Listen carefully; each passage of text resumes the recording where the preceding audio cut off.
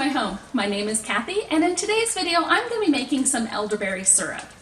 Now I like to put elderberry syrup on my yogurt each morning because elderberry has such wonderful properties. It's high in vitamin C, vitamin B6, iron, A, potassium, and other nutrients. It's antibacterial, it's antiviral, and it's an immunostimulant. So it just helps stimulate your immune system to do what it's supposed to do, and it's something that you can take every day. I prefer it in a syrup form because it's a little bit sweeter, and that way I can have it on my yogurt, but you can also make it as an elixir that you mix it with alcohol, and then you would just take that if you were feeling a little sluggish or feeling like you were needing just a bit of a boost. So that would, an elixir would be just an every so often type of thing that you would take, whereas the syrup, you can take it every day, and then if you're starting to feel a little bit not so good, you can increase it and take it more often during the day. And as a syrup, you can also give it to children, so it's safe for kids. And I want to make it clear, I am in no way giving medical advice. Always consult with your physician if you're not feeling well, and make sure you're doing what your physician recommends. But if you're just wanting a way to help give your system a little bit of a boost and have some yummy syrup at the same time, this is a great way to do it. Now, for years, I've always just purchased my elderberry syrup. This last time I got some, and I wasn't as particularly, I didn't care for the taste as much as I had hoped I would. So this time I decided, you know what, I need to make my own. I need to figure out how to make it, and that way I can have the ingredients on hand, and then I can make it up whenever I want. Ultimately, I think my long-term goal would be to have my own elderberry bushes so that I could harvest my own berries. But until then, I did purchase some off of Amazon. These are certified organic elderberries. They're dried, so that's what I'll be using today. Now, the recipe that I'm following is out of the Prepper's Natural Medicine book.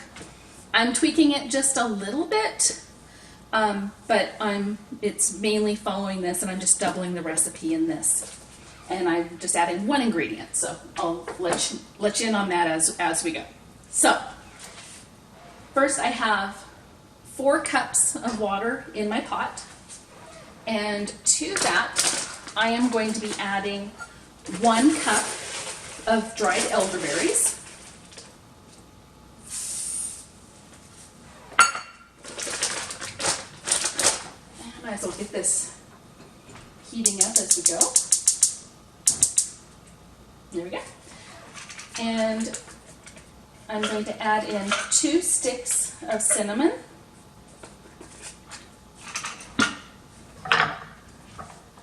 The single batch recipe called for 9 cloves of garlic. I have about 7 cloves of garlic here, but some of the cloves were very large. They were about the size of 3 cloves, I think. So with those, I just smashed them with the side of my knife and took the peels off and plopping them right in. Then I have a nice little helping of sliced ginger. It's peeled and sliced. The recipe calls for just a nub, just a nub of ginger, so I just put a little bit larger piece. And it's not a real, you don't have to measure everything exactly. It's just, close enough is going to be good enough.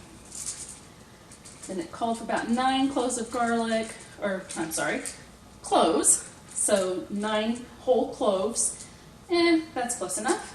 Throw that in. I don't particularly care for the taste of cloves, so if I had a little less, no problem with me. And the one thing I'm going to add that is not called for in the recipe book is cayenne pepper. Cayenne pepper works as a gives your immune system a wake up. It just kind of tells it to wake up and pay attention because something's going on that it needs to respond to. So we're going to just put a splash of that in. Now I'm just going to bring this to a boil and let it boil down. I'm not really sure how long this is going to take. The book did not provide any information on how long to boil it. So I'm going to kind of play it by ear. So I'm going to bring this up to a boil. I'm going to simmer it, and when I come back, I'll let you know how long I simmered it for, how long it took. And then after this is done, we'll strain it. I have one more ingredient that I need to add, and so I'll let you in on that one as soon as we come back. Okay, we're back. Well, I let the mixture, I brought it to a boil, then I simmered it with the lid on for 40 minutes. What I used as a gauge is I was really watching for the garlic cloves to become very soft. My celery sticks completely opened up. They're no longer curled. And the berries started losing their color. So all of their color was released into the water. It has reduced down a bit. So now the next step, and once it was done simmering, I did leave the lid on, I turned it off and let it cool down because I want it warm, but I don't want it too hot for the next step. So now what I'm going to do is I just have this tea towel, I have a wire mesh strainer, and I am just going to strain all of this into my measuring cup.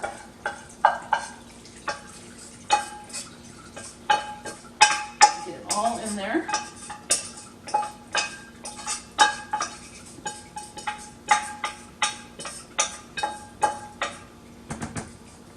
And I'm just going to push on the berries just to get all of the juice out and into my bowl, or my measuring cup. You could certainly do this on a bowl if you didn't have a large measuring cup. Either way would work. You can also, like I used the fresh ginger, but you can use dried ginger as well. So use what you have.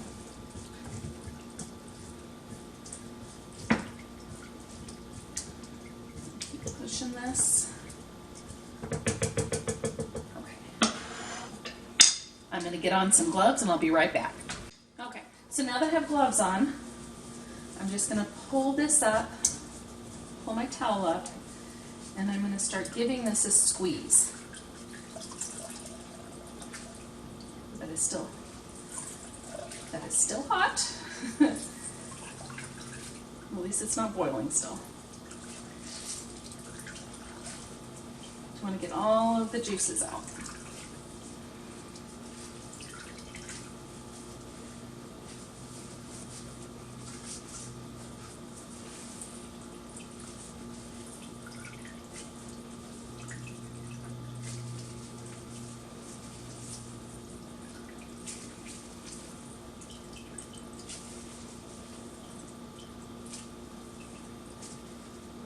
Okay, I think that's good.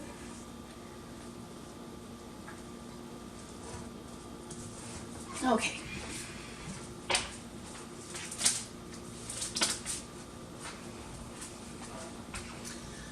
Okay, so I have about 2 cups of finished juice. I started off with 4 cups of water, and it's reduced down to 2 cups of liquid.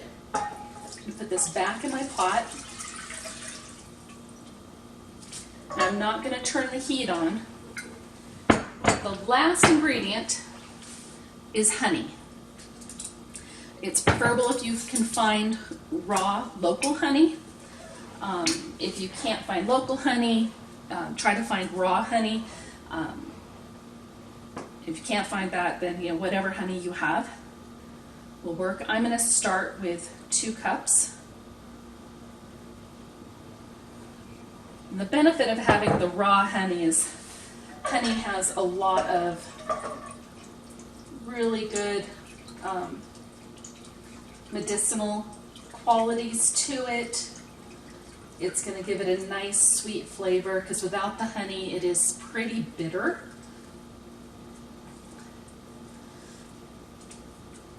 And I want the syrup to be warm, so that it melts the honey, but not so hot that it's going to get rid of any of the good quality,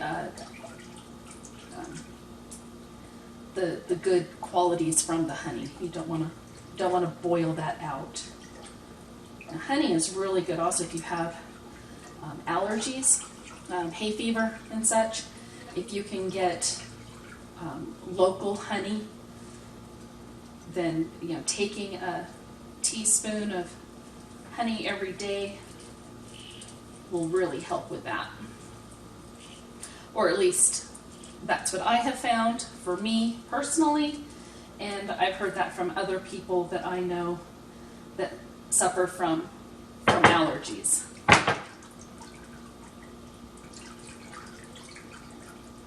I'm in no way making any claims that it's going to work for you or anyone in your family. Okay, I'm going to give that a taste and see how we are.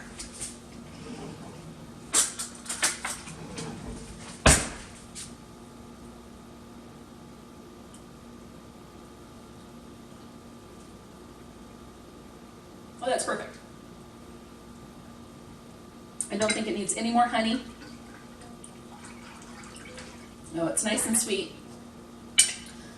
That honey definitely got rid of the bitterness that was there before. Before I added the honey, before I came back, I gave it a taste, and I could really taste those cloves. And as I was stating, I'm not a big fan of cloves, but that honey did the trick.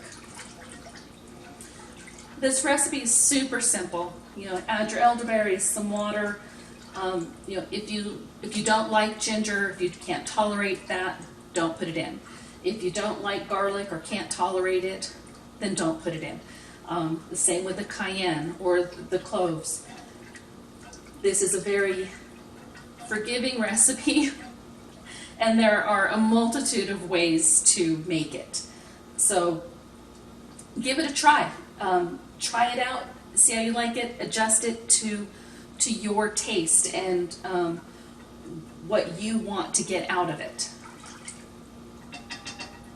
And if you have a recipe that you use for elderberry syrup or any other immune boosters that you use, please let me know. Put it in the comment section down below. Or if there's something else that you say, hey, you have to try this, like maybe add rose hips, or if there's any other type of herbs or spices that you found make it just delicious and very beneficial, please leave a comment down below and let me know what that is. Share it with the rest of us. Okay, so now I'm just going to put this back in my measuring cup just so that it's a little easier to pour. And here I just have a quart-sized jar. I'm just going to pour it right in.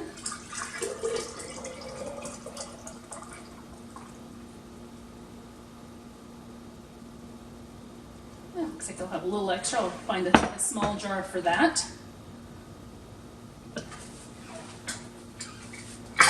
I'll put the lid on it. This is going in my refrigerator, and that's where I will keep it until it's used up.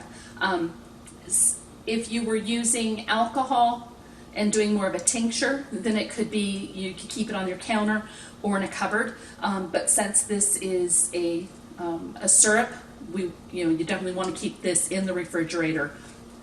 And if this is too much for you, again, I doubled the recipe, so just use less and make a smaller container. But I use this every morning. I'll use this every morning on my yogurt. And so it will not go to waste. I will get lots of good use out of this. So, okay, well there we have it. If you liked today's video, please be sure to give it a thumbs up and subscribe if you're not already subscribed to my channel. And until next time, have an amazing day, and we'll see you on the next video. Bye now.